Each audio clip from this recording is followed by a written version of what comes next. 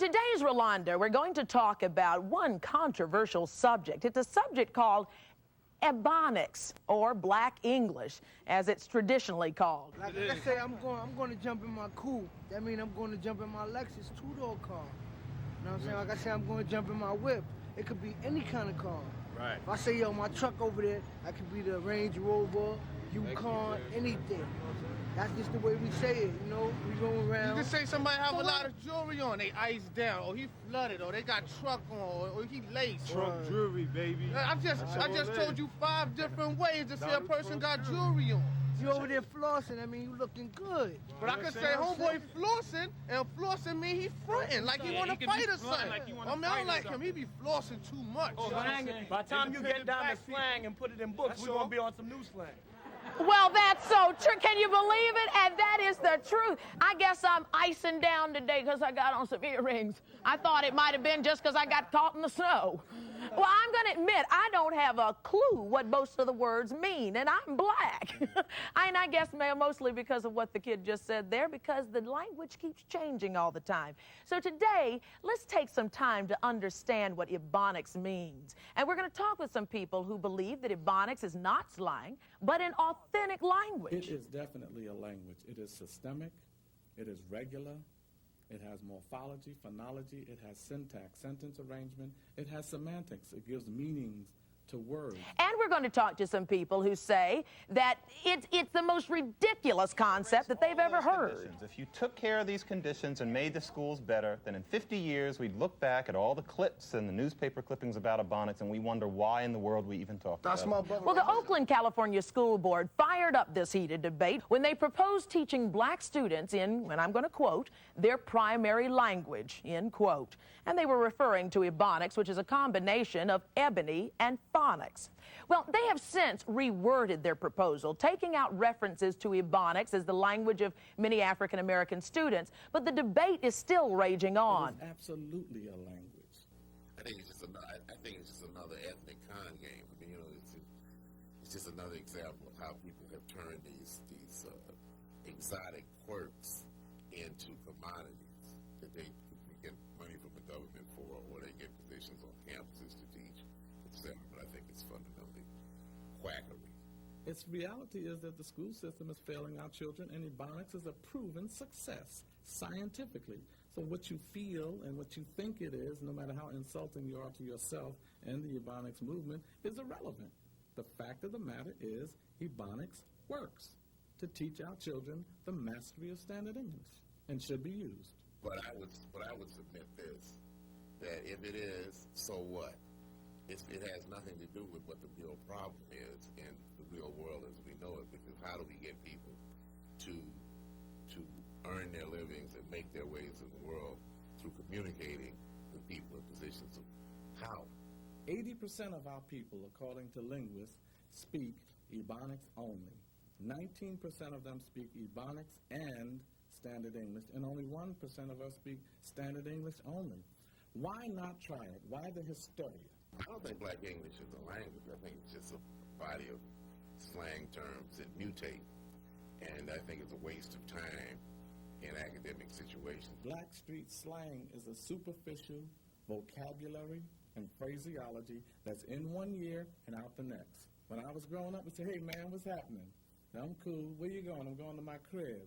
Now they say, what's up? I'm chilling, I'm fat and butter and all of that. That's not Ebonics. When Ebonics produces a Frederick Douglass, who would have laughed you out of America if you had talked to him in 1850 about Ebonics, then I'll buy it. I'd like you to also welcome John McWhorter. He's a linguist from the University of Berkeley, and he argues that treating Ebonics as a language is an insult to black students.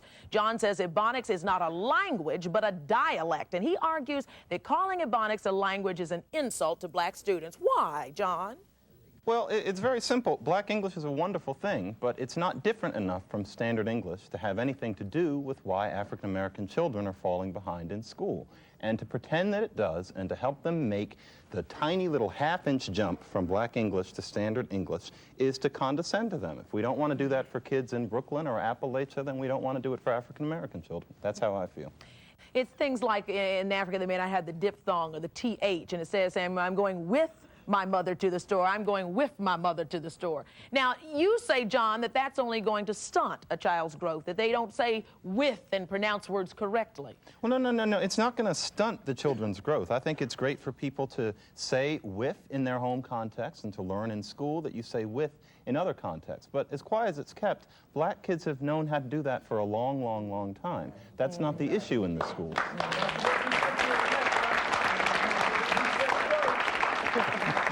Well, it's not just black kids who speak Ebonics or black English. Whether you believe it's a slang or a separate language, black English is very popular with teens from all ethnic groups. In fact, if you stick around on this show, you might be surprised today. In fact, you might learn something. Stick around for today's Rolanda. Like for the females, we call the females honeys, chicks, dimes, my boo-boos, my shorties. You can't teach that in school. You can't teach that in school.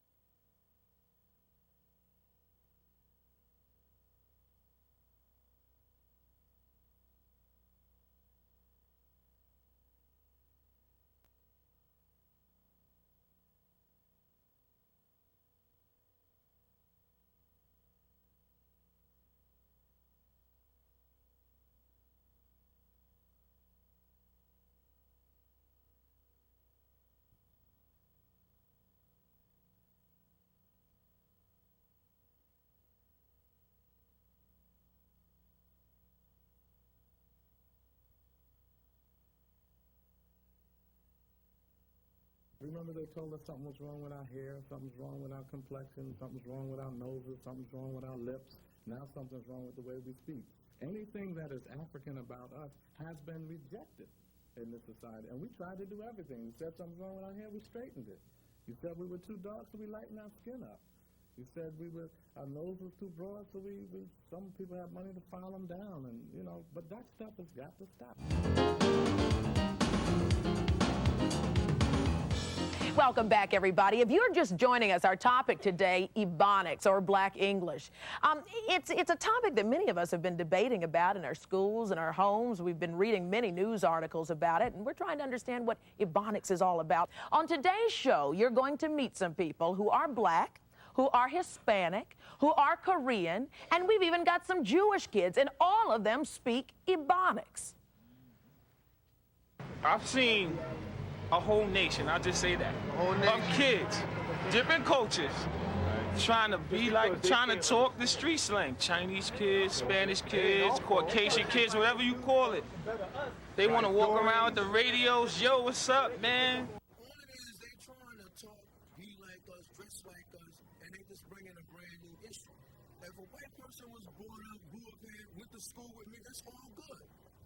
But when he gets around his people, he gonna start talking this little slang, trying to be like us, man, that's dead. You know what I'm saying? Because he don't fully understand what he's talking about. he hear us say something, then he gonna go around his man and go kick the same thing to him. And that's not what's going on. I'm Israeli and Jewish, so I speak Ebonics just like every other teenager speaks. I'm Hispanic, I'm mixed. My mother's Panamanian, my father's Puerto Rican. I do speak Ebonics, but to a certain limit. I'm Korean and I speak Ebonics, like stop fronting, sup, badam, what up dog, like that. It's a language for us, like language for the teenagers, you understand? It's a language when we hang out. I mean, like I talk to my mother, like I'll be like, yo mom Dukes, I need some loot, you know, like, but she knows what I'm talking about. But I can't go to my aunt and be like, yo auntie Dukes, I need some loot. She'll smack me right on my face. Well, we all need some loot, I guess. Boy, are we learning? I mean, kids are really changing the way that we speak. If we're fighting to make Ebonics a separate language, then what might that mean for the future of our next generation? Well, why don't we ask them? I'd like you to meet Raymond, who is 22 years old, 18-year-old Dee, who is from Chile, 17-year-old Katrina, who is Jewish, and JC, who is 19, and her family is from Puerto Rico. Now, y'all give me an example of speaking some black English. Now, I want to hear a Jewish girl speak some black English, okay? Tell me how you might say something very, I mean, like what kids would say. Talk to me. What up, girl? What up, girl? Oh, I can say that. What's up? But what else might you say? To help me a little bit about what... Saying, what's up, boo? What's up? We chilling? We're going to get it going on tonight. We're going to go bouncing, lamp throughout the Ave and all that. We're going to go catch this party, do this up, smoke some of that thing, or whatever. But this is what mad different world. Oh, no! Now, wait a minute. Hold on, Raymond. What do your folks say when you start talking all that? I'm saying my moms could relate to me on that slang, but when I go anyplace else on a professional level, I can't talk that way. You better believe it. It's not going to progress me in society. But as far as me getting along with my homies, when I'm just meditating, relaxing, we can talk any way we want. Say whatever we feel for any particular situation. So what I hear you saying is that it is a different language, but it has its place. And do you think the classroom exactly is right?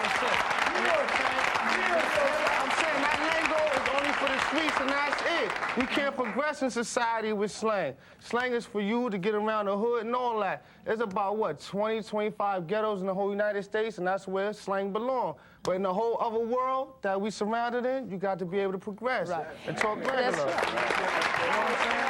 Now, let me point this out. Daniela, or Dee, as she said I could call her, Dee, you say that this is okay to have in the classroom because it might make students and teachers a bit more approachable to each other. Is that What I was saying is that not everybody is like myself, that I was raised up by my family. I've been living at home all my life. There's kids from the projects that all they know is the streets, and they're not going to go to school and they're not going to be interested in school if a teacher's talking a different language. To them, it is a language because they've been brought up in the streets. There's some kids that can't even go to school because they're only 16 years old. They have 3 kids to feed. They have mouths to feed. Their kids, to put clothes on. They can't go to school and going to learn something new.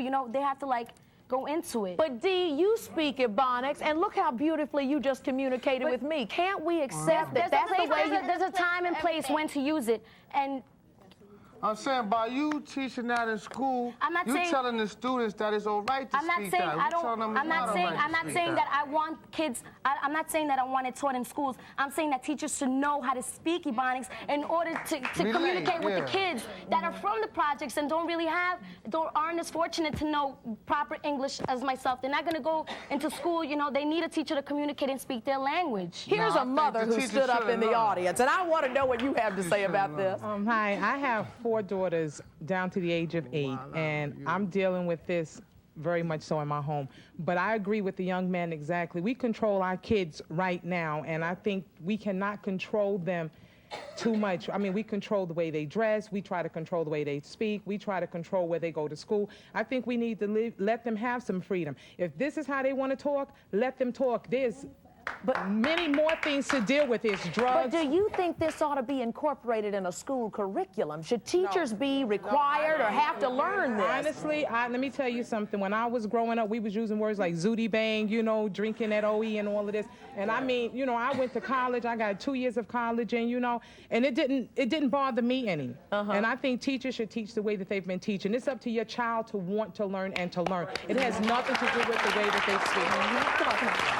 What do you say? I have a question. If they're planning on incorporating this into the school systems, are they going to send the teachers to school to learn Ebonics? The Oakland School Board is saying more than that, though. It's not only these awareness sorts of things, which is just fine with me.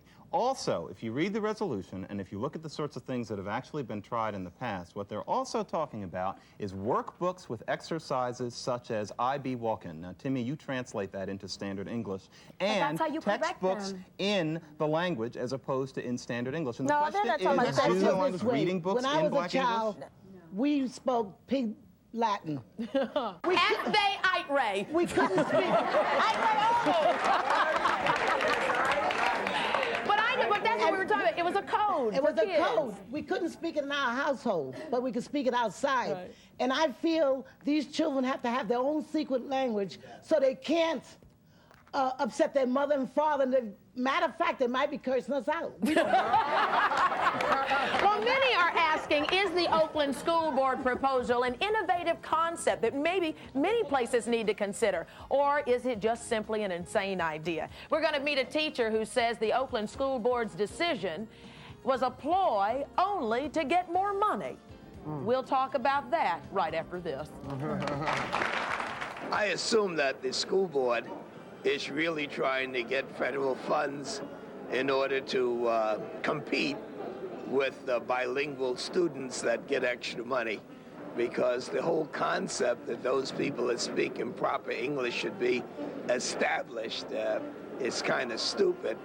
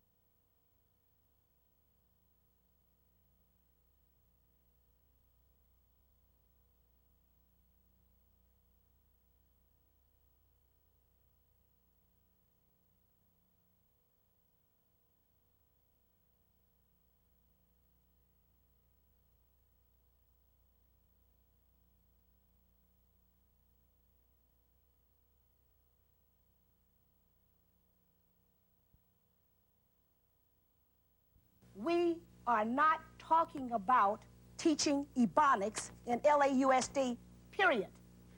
We are not talking about having teachers to learn Ebonics and teach Ebonics to the children, period. It's never financial hustle, but more because you get more money coming in. They're putting you in school, more teachers, more jobs, and more money. That's a part of any ethnic group's identity. The Irish do it. The Asians do it. When they get when they get together, they'll talk about that twisted up way that people from China didn't speak English, and for whom English was a second language, spoke at that time. Every group does that, but they don't jump up and say, okay, now, we have to, now we have to make the way that my Chinese great-grandfather spoke English. That's the real way, that's the real version of Chinese English, or Chinglish or something. Language is different. Speech patterns are different. Whether you call it a language variety, Black vernacular, Black English, Ebonics, it is a different speech pattern that derives from African languages, using English words. Well, there are a lot of people who think that these sorts of things come from Africa, but interestingly, I've never heard any Africans who speak English sound like that. So if it's an African language, it doesn't sound like English the way Africans speak. In African languages, the TH sound has a D sound if it's at the beginning of a word, and it has an F sound if it's at the back of a word. South. Both of us are going south. Not because we're stupid, but that comes out of our morphology and phonology of African languages. The other element of a language is syntax, sentence arrangement. How do you structure words into sentences? Sometimes we use the word to be different ways. He be tired means he's tired all the time. He tired. Daddy gone. Mama mad. We don't have to say, my mother is very angry. That's standard English. We say, Mama mad.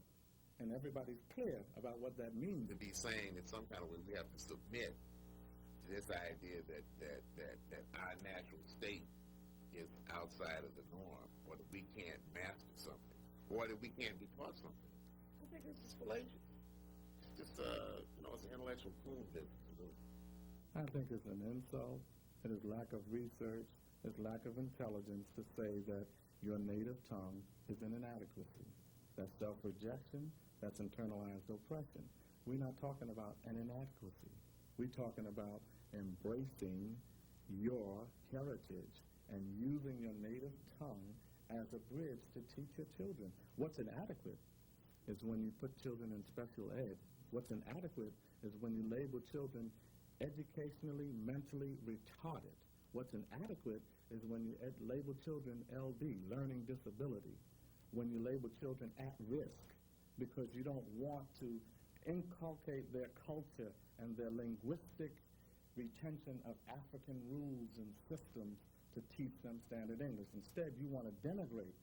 You cannot put a child down and then try to lift them up to learn other subjects.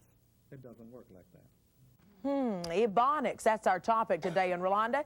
Is it slang or is it the new black language? Well, Ellis Marsalis, director of jazz at the University of New Orleans, says the Oakland School Board's decision on Ebonics was just a scam to get more money.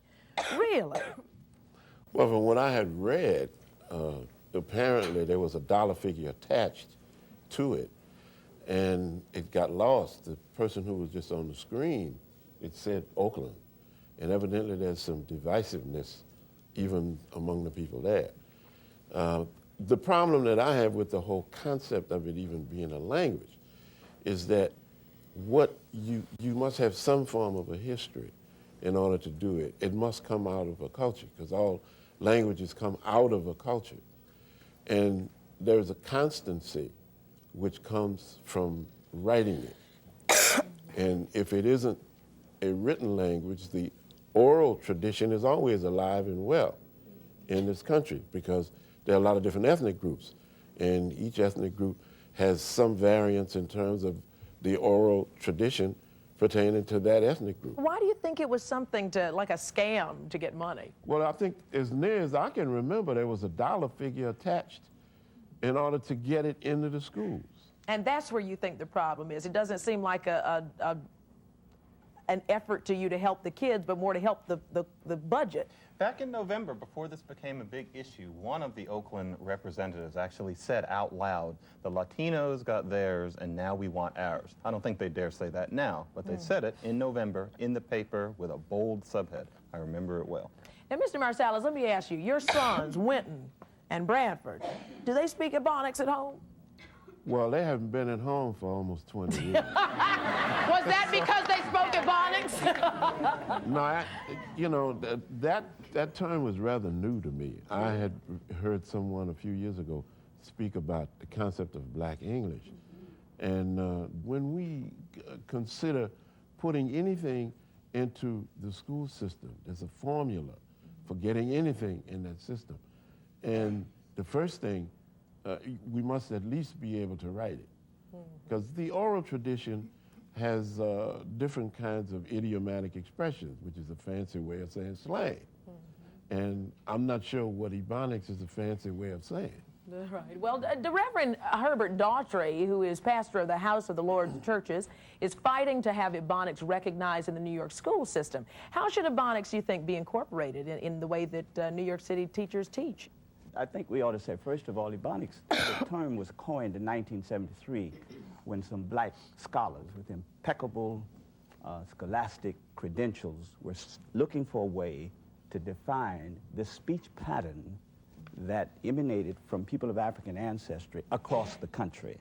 But what we said in New York is that our children come to the school with this pattern, with their speech pattern. I want to get into the debate. And therefore, before, teachers were treated with contempt, ridicule, and so children would be treated a certain kind of way. What we're saying is, hey, listen, children bring into the classroom a certain speech pattern, treat them with respect, create a climate in which learning can take place, and then we can reach academic excellence, standard speech, hopefully. That's where we all want to go. I think part of the concern has been the kids who come in and teachers who don't understand their so-called Ebonics feel a self-esteem problem. They might feel a bit different that may hinder learning. There are teachers on both sides of this issue. Some teachers call Ebonics a great teaching tool, while others call it a potential handicap. The mixed reactions among teachers is what we're going to talk about, and continue your story right after this commercial break. We do not teach Ebonics. They know Ebonics. Ebonics is really a non-issue. Ebonics is not the problem. We have to deal with the atmosphere. We have to deal with the neighborhoods these kids are coming from. We have to make the schools conducive to learning.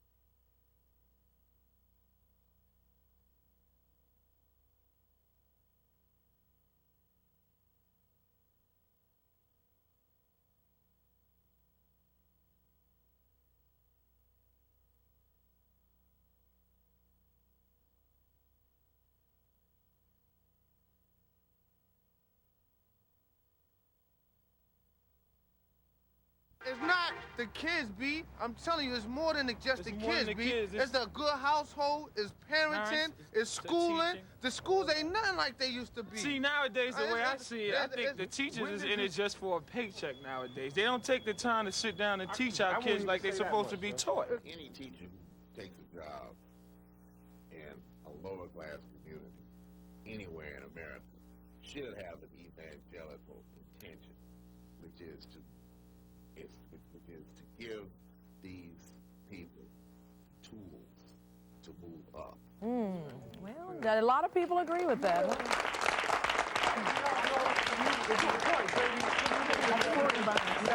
Just a few weeks ago, the Oakland School Board proposed using Ebonics as a teaching tool for black students who are failing in the classroom.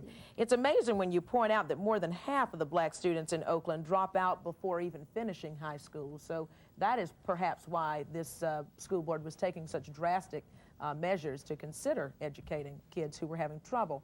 One plan includes having teachers learn how to translate Ebonics into standard English. Eugene Williams is a tutor and reading specialist in Washington, D.C., and is the author of the book Reflections of a Confused Middle-Class Black Youth. And Eugene says if asked to translate from Ebonics to English, he says he's just going to refuse to do that. I want you to also meet Linda Teichman, who teaches English in the San Francisco Bay Area at Mountain View High School, and she does not agree with Eugene's position. She says that Ebonics is a great idea. Linda says that this is something that could help a kid's self-esteem. How does Ebonics, possibly coming into a classroom, how does that help a kid stand tall? Well, what happens when kids come into the classroom, they come in with language that they've learned at home, that they see in their neighborhood, that they talk with their relatives and their friends and the people in their neighborhoods. Then they come to school, and suddenly it's as if we tell them, well, what you have learned is no good. And they've learned to speak what they've learned correctly, because there's a correct way to speak it. And so as far as that goes, I kind of see it as a language, but I'm not a linguist, so I don't want to argue that at all. But they come into the classroom, and they have this language, and it's part of their culture, and it's very much connected with culture. And so when they're there, we're there to teach them standard English, and that's where we want them to be, because we want them to be successful in life. And that's what we have to try and tell them. We want you to be successful. We want to help you be successful. And this is great language to speak at home. It's rich in idiom. It's rich in culture. Use it. Enjoy it. Every once in a while, my kids and I do that. Eugene's going, he doesn't buy that. I have a question. It's funny that on a panel, you got 4 teenagers, and Ebonics is supposed to be a black language, but there's only one black guy up there, and it only seems like it's important when other cultures get involved with stuff that black people do, then the world gets affected. Wait, I mean, Rolanda, we had hip-hop wear, and all of a sudden now, when Marky Mark wears it, then it's a fashion statement. And now you got Ebonics, and now you see other people from other, that's not black doing it. Now all of a sudden, it's a problem for the United States. Now, and we've been doing this for years.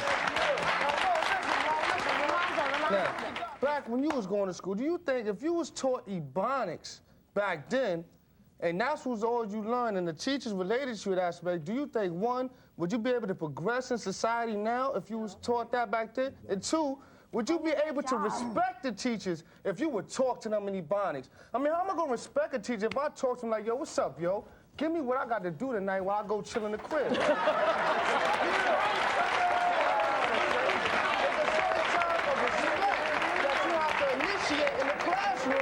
Well, Raymond, why don't we hear the debate that's raging among teachers? Because I think Eugene and Linda can really relate to what you just said there, even though they don't agree. Coming up, why are so many black children doing so poorly in the classroom? I think that is the question that many of us are grappling with as we continue this debate about whether or not to let Ebonics in the classroom. We'll continue this discussion right after this. The French people, the Spanish people, when they say they little language and stuff like that, they can be taken from the English. We don't understand. So we can have our little different, you know what I'm saying? A little sound thing of language, so that nobody else can understand it. It's the code in the streets, baby.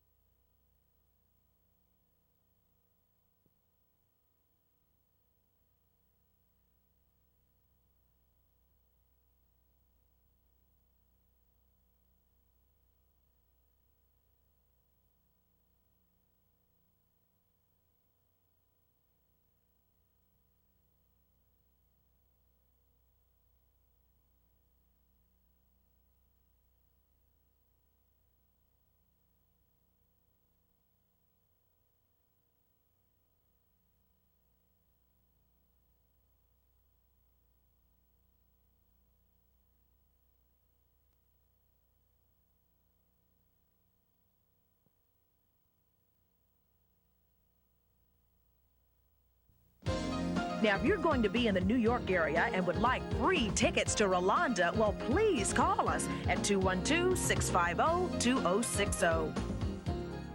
I'd be like, yo, I need you to do me this solid instead of a favor. I say, yo, I need you to do me this solid. I need you to come through for me. You know what I'm saying?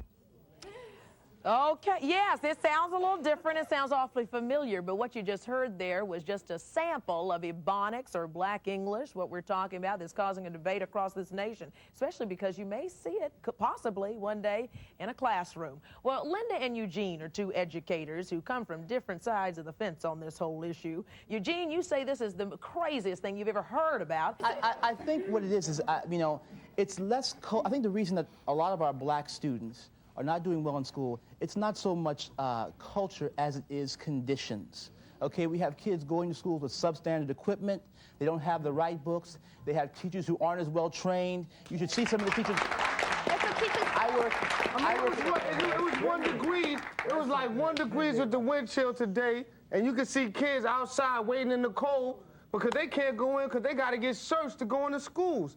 So you got things like that that's subtracting the students from going to school. When you're worried about just living every day, it's hard to get But I'm saying there's a whole bunch of this other stuff that they're not going to. If you erased all of those conditions, if you took care of these conditions and made the schools better, then in 50 years we'd look back at all the clips and the newspaper clippings about Ebonics and we wonder why in the world we even talk about it. That's my brother right there. That's what you also know when you talk about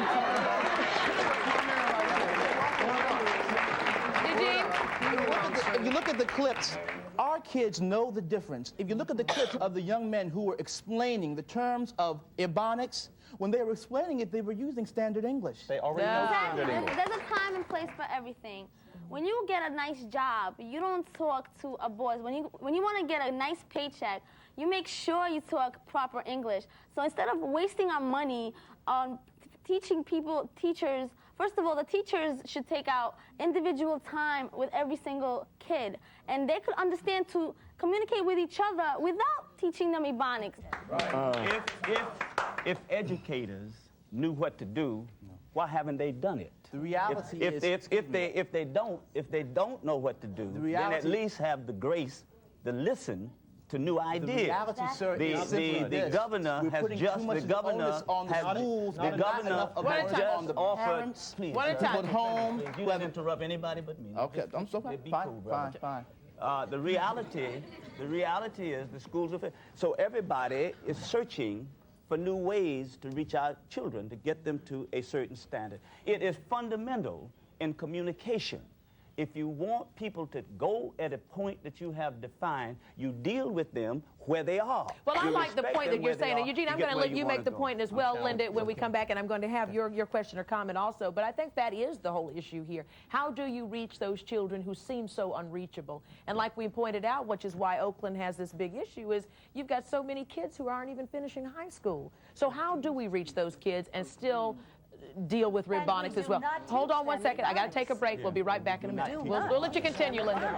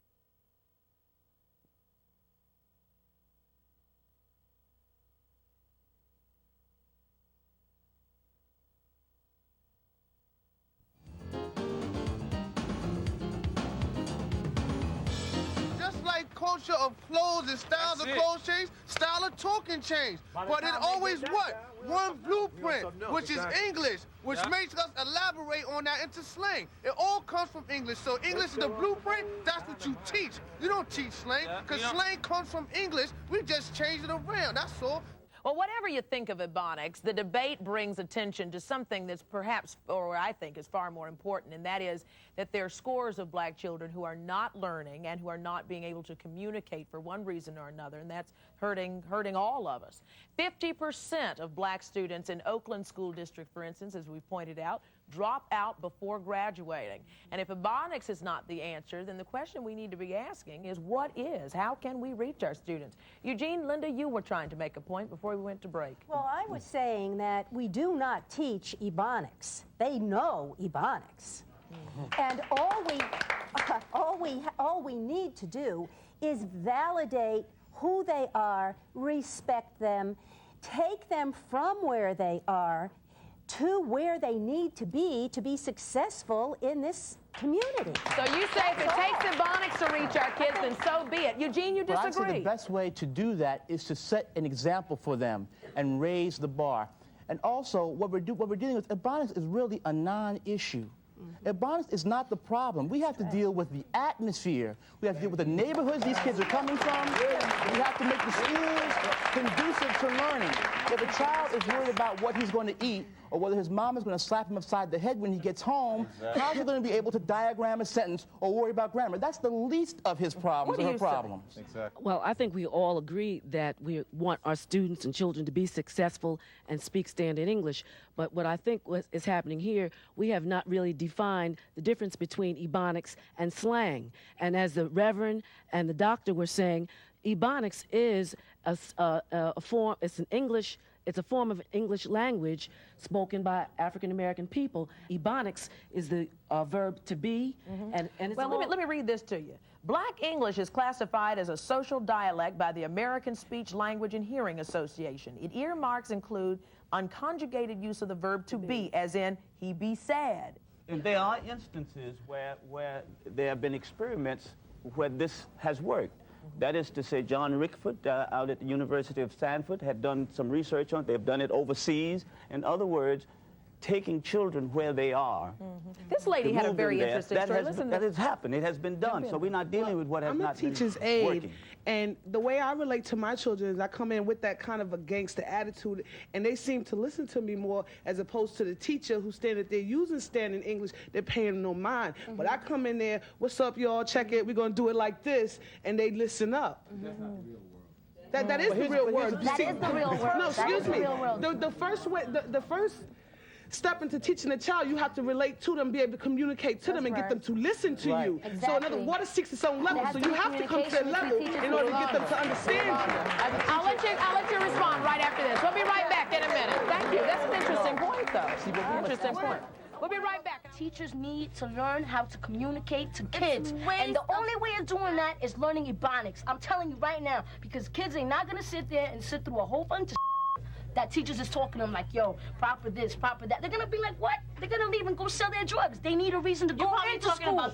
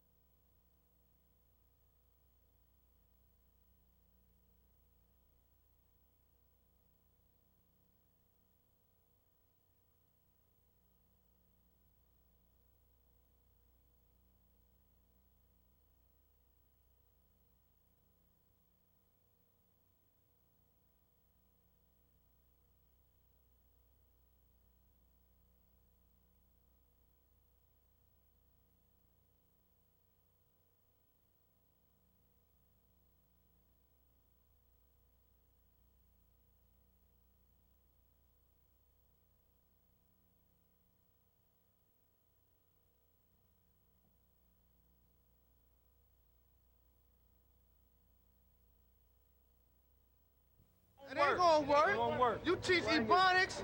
Oh, what did he major in school? Ebonics? Yeah, we got a spot for him. Ebonics, that's what are you laughing at so much over here? What are you responding to? Stand up. Nobody respects that.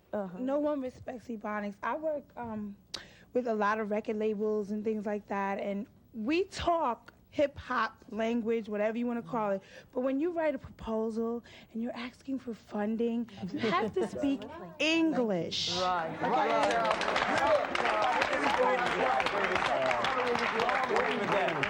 Yes. I think sometimes we not seeing the forest for the tree. First of all, I don't know of, have I ever heard of any coach that wrote a playbook in Ebonics. Now, we all know who's playing ball. And we also know how many people are still in school because of the fact that they've got an opportunity at some of these athletics. Now, when it comes down to it, it appears that Ebonics has become a buzzword for an indictment against the public school system. You know, I've been in public education for many, many years.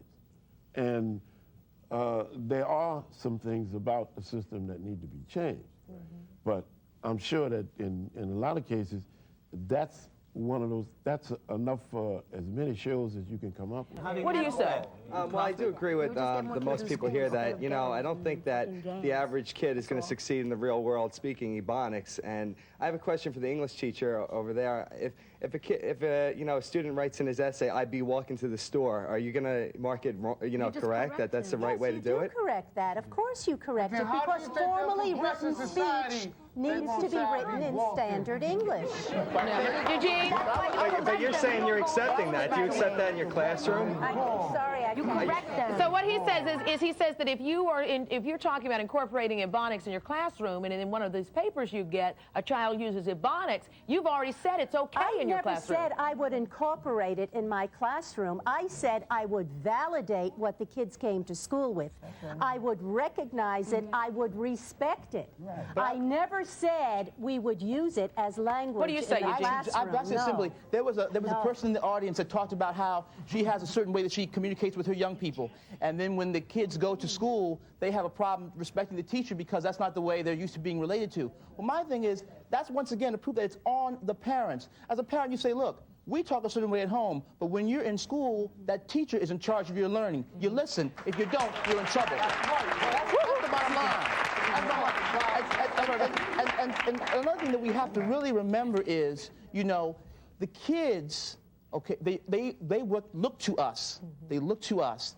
They want us. I work with kids in Southeast Washington, one of the roughest neighborhoods in the country, and the kids look to us for that. When I try to talk or speak Ebonics, whatever that happens to be, they look at me like I'm crazy. Mr. Williams, you know you don't talk like that normally. Well, here's one family that is grappling with that, and I want to see how this family deals with little Matthew. We'll talk to them and get your comment. We'll be right back to wrap up this discussion in just a minute.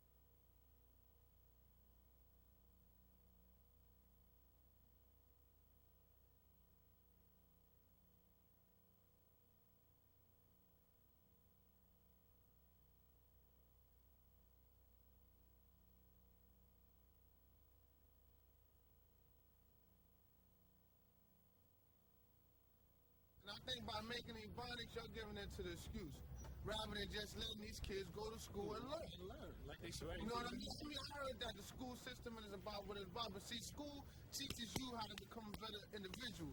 Forget what they teach you. That's one thing, but they teach you how to learn. They teach you how to sit down and do homework. They teach you how to sit down and read 5 chapters. They teach you how to work out math equations, how to use your brain. That ain't got nothing to do with learning the way you talk. I was just sitting here talking to the Sawyer family. And Matthew, how old are you?